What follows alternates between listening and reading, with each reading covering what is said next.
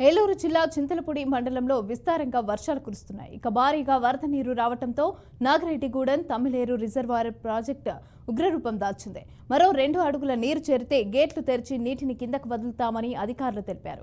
కాగా తెలంగాణలో కురుస్తున్న భారీ వర్షానికి గోనెల వాగుకు 2565 క్యూసెక్ల నీరు చేరుతుందని డిఈ శ్రీనివాస్ తెలిపారు. ఇక ప్రస్తుతానికి గేట్లు తెరిచే అవకాశం లేదని, వర్షాలు తగ్గడంతో ఇన్ఫ్లో కూడా తక్కువగా ఉందని అన్నారు.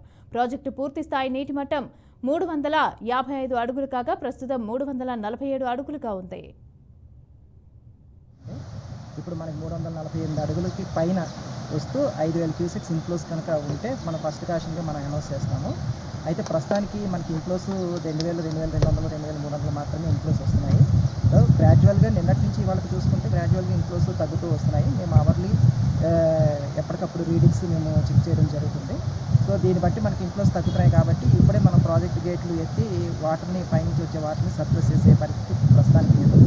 ఫర్దర్గా ఎప్పుడైనా మళ్ళీ ఫ్లడ్స్ మళ్ళీ వచ్చి తెలంగాణ నుంచి ఏమన్నా రెయిన్ఫాల్ ఎక్కువై ఇట్లా ఏమైనా మళ్ళీ మనకు వస్తే దాన్ని బట్టి మనం ముందుగానే ఈ లెవెల్స్ అవన్నీ చెక్ చేసుకుని డిశ్చార్జెస్ క్యాలిక్యులేషన్ చేసుకుని దాన్ని బట్టి మేము ముందస్తుగా